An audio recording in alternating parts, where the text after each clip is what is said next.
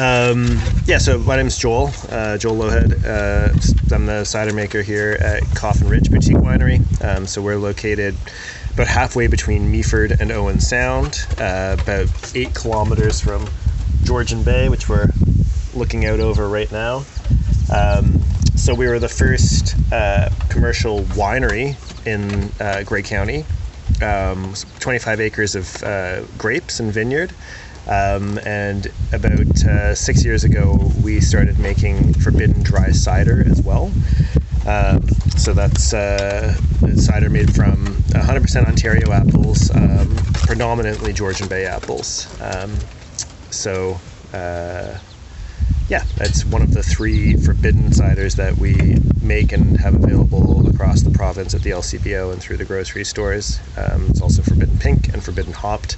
And then I also make rotating small batch ciders here. So I do about 8 or 10 per year of just whatever I want to play with, which is a lot of fun. And then the facility here is just gorgeous. Yeah.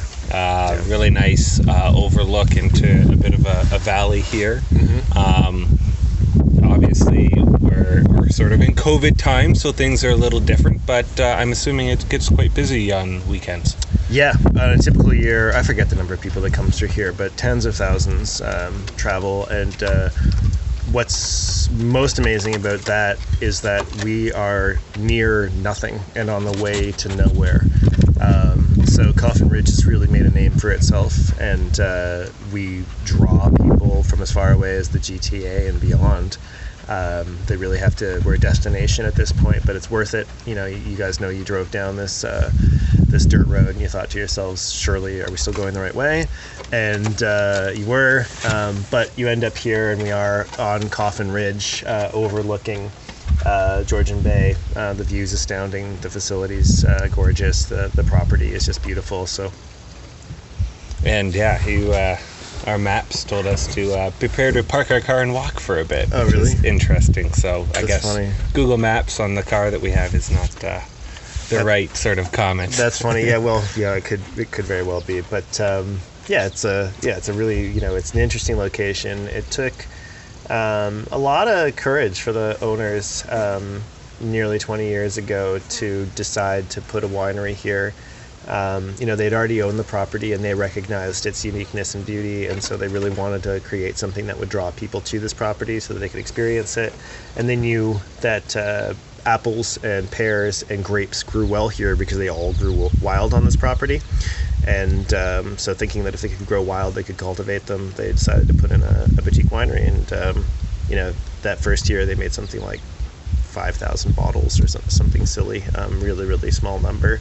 And now we're up to, I'm not sure wine-wise, but, for cider, we're making, approaching 500,000 liters. So it's a big change, but, it's what they wanted, and here we are. It's an interesting facility to be in, too. Do you have another space that you do production, or is everything right here attached to the... 100% on site, yeah. So we produce... all of the cider here. There's a little canning line in the back, and we have our fermentation space here. It all happens right here. I mean, I haven't seen every winery or cidery in Ontario, but I'm convinced that we produce the most cider by square foot of any cidery in Ontario. It's amazing, actually, what we're able to accomplish here in a relatively small space. And you've been here now for 5-6 years? I've been here 5 years, yeah. If you hadn't have ended up here, where do you think you'd be at? Oh, good question. That's a really good question. I'm not sure. That's a really good question. I was in the culinary arts, so I had worked in restaurants, banquet halls.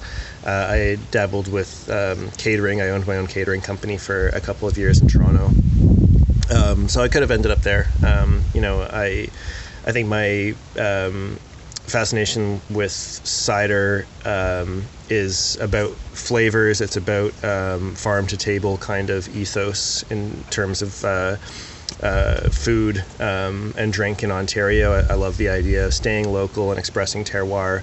That was something that I really focused on in my food. So I probably would have continued down that path, but I was more interested ultimately in wine. I thought for a long time I'd become a winemaker, and then when I realized just how much potential there was in cider and how much I wanted to live up here rather than in Niagara, this is how that all came about, and I'm really glad that I did, because I think that South Georgian Bay is just an absolute hidden gem in Ontario. This is a stunning area and a little underrated so far. And we're seeing a lot of growth in the area, especially here as well.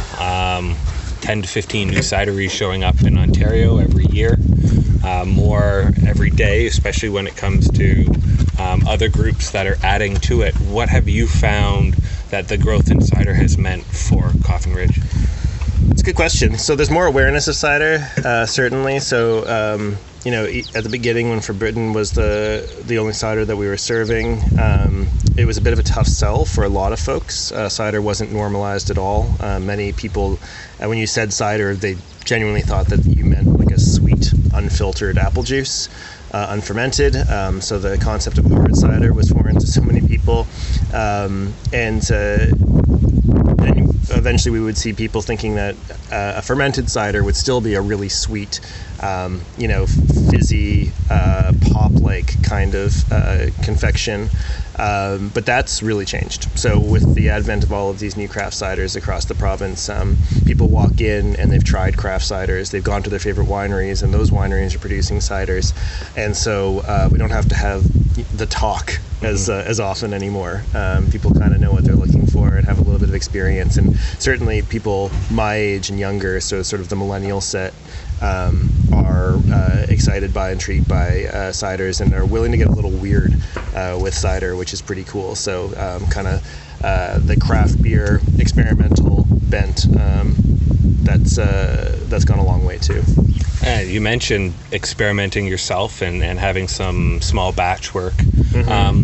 What's something that you tried that you thought would work really well and just didn't? You know what? Knock on wood, so far I don't think I have anything that I would describe that way. Not one.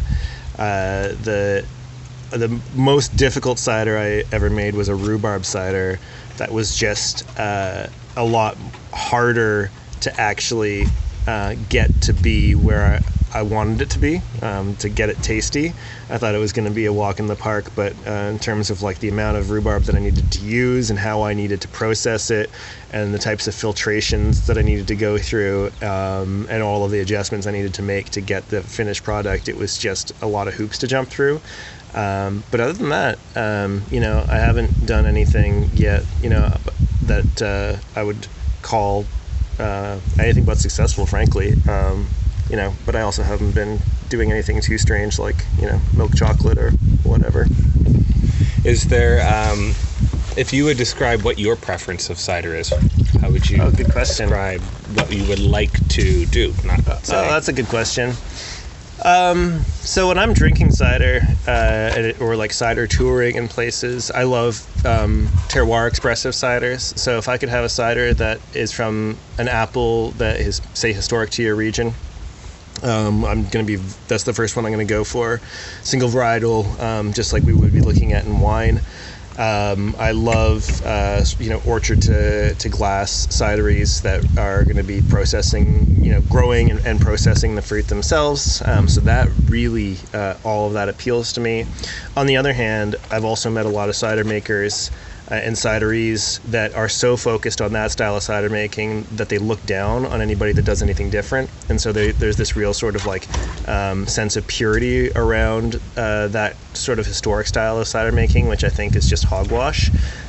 Because the beautiful thing about cider is that you can do whatever you want with it. And so if you want to take, culinary apples and dress them up and explore a new style, you get to. And those ciders are interesting and refreshing and delicious, and no less an example of a good cider, I think, than the former style. So, I guess what I'm saying here is I like it all. And as long as it's done well, it's treated well, and it's, a sophisticated and interesting cider, I'm interested.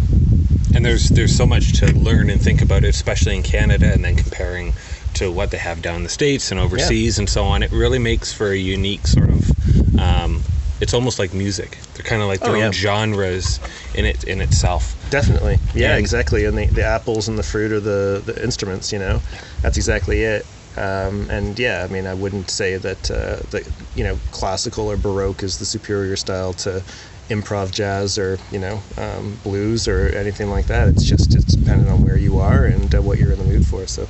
And there does seem to be quite a difference between, say, Quebec cider and an Ontario cider as a whole. You can almost tell right in the product once you have it, they have that sort of vibe to it. Mm-hmm. Have you had a chance to explore further abroad, and any suggestions of places maybe people want to go see and try something that you thought was worth highlighting? Sure. So yeah, Quebec, of course, long history of growing apples in that province. The entire shore coastline of the St. Lawrence still littered with orchards from yesteryear, which is really cool. Quebec, of course, makes Cider de Glace, the best ice ciders in the world. If you aren't yet into those style or into that style, I recommend that you explore it because it's genuinely world class. I mean, a beautiful sharp blue and a Cider de Glace, it's otherworldly. Further east, if you get out to Nova Scotia, the Annapolis Valley, which is we're very much like the Annapolis Valley here in South Georgian Bay, the exact same latitude at 45 degrees north, and both of us coastal to a large cold body of water. So us, Lake Huron, Georgian Bay, and them, the Bay of Fundy. We grow a lot of the same apples, we grow a lot of the same grapes, and making really similar styles of ciders. So the Annapolis Valley has a really cool thing going on out there as well. And then all through North America, the Pacific Northwest, of course, Kelowna, Yakima, all of it everywhere. There's, no matter where you go, there's good cider, really. Anywhere that apples are grown, cider is made, and there's good stuff to be found.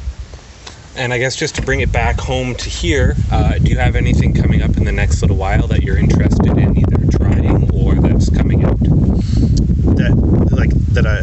From other cider makers? From here or from other cider makers that maybe you've enjoyed that you want to highlight as well? Oh, interesting. That's a good question. There's other cideries opening up in South Georgian Bay, so I'm not sure how many are on the horizon in the next couple of years, 5 or 6 anyway, I would think. So of course I'm interested to see their approach to cider making, what it is they're going to be making, how they'll be pushing boundaries, or if they'll push any boundaries. For myself, what am I making this year? I've got a Hasketberry cider in tank right now. So if you're not familiar with Hasketberries, they're grown pretty widely in the northern or the cooler parts of North America. They're an import from Siberia and northern Japan. So kind of a wonderberry that is being pushed to market by some unique sort of boutique farmers. A lot like a blueberry or a Saskatoon, and it makes for a really beautiful cider. So I've got one of those going on at the moment. Very neat. Excellent. And if people want to get more information on here and your product, where can they go? So coffinridge.ca. You can also follow us on Facebook and Instagram if you just look up Coffin Ridge or Coffin Ridge Boutique Winery. We keep those really up to date, and so anytime I'm releasing a new cider or a small batch cider, it always gets a shout out there, so you'll know what's on the horizon. And we ship all across Ontario, so if you want to sample a bottle, we can make that happen. Excellent. Thank you so much for your time. Really appreciate it. You're welcome.